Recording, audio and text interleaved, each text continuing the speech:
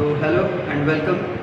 Class 12 में biotechnology and its application का insulin के बारे में बात करेंगे कि जेनेटिकली इंजीनियर्ड इंसुलिन का हम यूज़ कैसे कर सकते हैं। सबसे पहली बात, इंसुलिन का यूज़ होता क्यों है? तो इंसुलिन का यूज़ होता है ब्लड ग्लूकोज को मेंटेन करने के लिए, इसके लेवल को मेंटेन करने के लिए, ब्लड ग्लूकोज के लेवल को मेंटेन करने के लिए, ताकि हमें प्रॉपर एटीपी मिलती रहे। तो जैसे ही इंसुलिन अब कहाँ से निकलता है, तो आपको पता है कि पैंक्रियाज से निकलता है। तो जैसे ही इंसुलिन निकलना इसका लेवल लो हो जाता है, वैसे ही क्या होता है कि डायबिटिक पेशेंट बनने शुरू हो जाते हैं, यानी हमारे ब्लड में ग्लूकोज का लेवल बढ़ जाता है। क्योंकि इंसुलिन क्या करता है, जो ब्लड में ग्लूकोज होता है उसको एब्जॉर्ब करता है और बॉडी तक पहुंचाता है, हर एक सेल तक पहुंचाता है, जो उसका रेस्पिरेशन करके एटीपी बना लेते हैं। ये तो ठीक है भाई। तो फिर जेनेटिकली इंजीनियर्ड इंसुलिन का क्या मतलब है? ठीक है, इंसुलिन है तो कहीं से इंसुलिन ले लेते हैं, जैसे कि पहले पिग से, काउ से या अदर मैमल होते थे, वहाँ से हम जो बूचड़ खाने होते थे, जो जाते जहाँ पे उनके मीट काटे जाते वहाँ से हम निकाल लेते थे, तो उसी को यूज़ कर लेते हैं। नहीं, एक प्रॉब्लम है। क्या प्रॉब्लम है? क्योंकि वो दूसरे एनिमल की बॉडी से हम ले रहे हैं, तो कई बार रिएक्शन हो जाते थे और ये रिएक्शन प्रॉब्लम करते थे। समझ में आ रही है बात?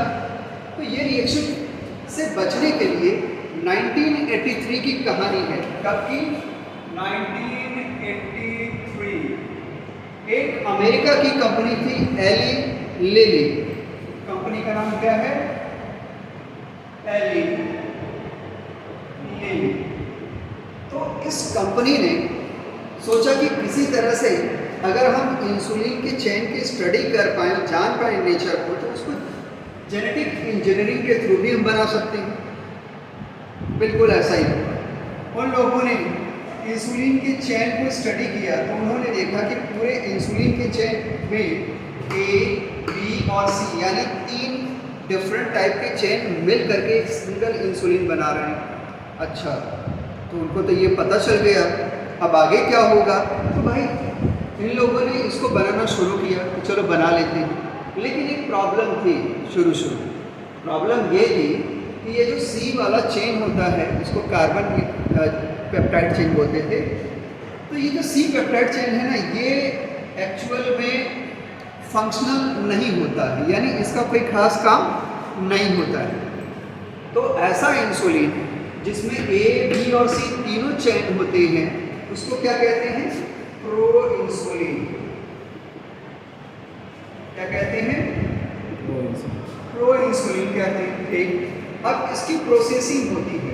अब ये प्रोसेसिंग कहाँ होती है? हमारी बॉडी में ही प्रोसेसिंग होती है। तो सी वाला हट जाता है, सी चेन, सी पेप्टाइड अलग हो जाता है।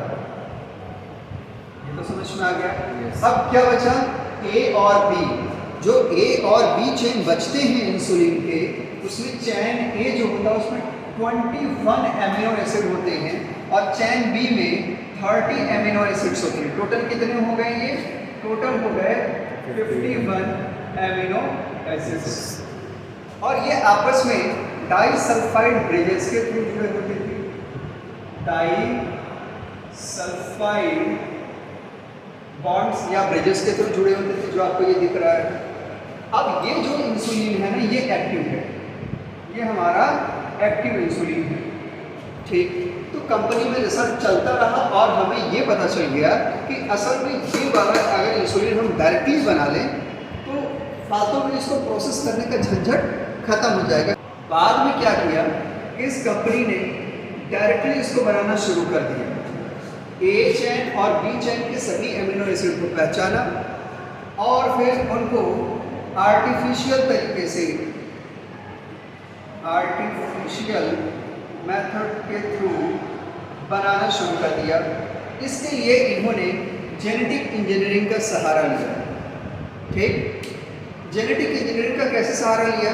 तो इन्होंने जेनेटिक इंजीनियरिंग में होता क्या है भाई, या तो डीएनए या फिर आरएनए का पार्ट हम लेते हैं, अब हमको पता है कि ये कोई प्रोटीन कैसे बनती है, mRNA से बनती है। कैसे बनती है? अगर हमारे पास मैसेंजर आरएनए हो तो मैसेंजर आरएनए पे जो कुछ भी मैसेज होगा उसी से क्या बनेगा बच्चों? उसी से बन जाएगा प्रोटीन। तो हमने यहाँ पर जो ए चेन और बी चेन के अमीनो एसिड था उसका मैसेंजर आरएनए आर्टिफिशियली, मतलब किसने? एली लिली कंपनी ने तैयार किया, और ए चेन और बी चेन को सेपरेटली इन्होंने कई गुना बना करके और उसके बाद फिर दोनों को कंबाइन करना शुरू कर दिया। तो जेनेटिक इंजीनियरिंग की मदद से ये प्रोसेस स्टार्ट हुई, और इस तरह से आज मेडिकल इंडस्ट्री में, जो कि शुरू में इंसुलिन बहुत महंगा टेक्नोलॉजी या जेनेटिक इंजीनियरिंग की मदद से अब हम डायरेक्टली इंजीनियर, मतलब कैसा इंसुलिन बनाते हैं? ऐसा इंसुलिन जो एक्टिव है, तो वो इंसुलिन नहीं बनाते, डायरेक्टली एक्टिव इंसुलिन हम तैयार कर देंगे और उसको बायोटेक्नोलॉजी की मदद से जब तैयार कर लेते हैं तो पेशेंट तक डिलीवर कर देते हैं। तो इस तरह से जेनेटिक इंजीनियरिंग का यूज़ कर पाए हम, या बायोटेक्नोलॉजी का यूज़ कर पाते हैं हम लोग कहाँ? मेडिकल इंडस्ट्री में। तो ये तो एक एग्जाम्पल था, ऐसे ही बहुत सारे एग्जाम्पल हैं, बहुत सारी मेडिसिन बिल्कुल इसी तरीके से हम आज बनाने लगे हैं, और यही बायोटेक्नोलॉजी का वरदान है ह्यूमैनिटी के लिए। Thank you.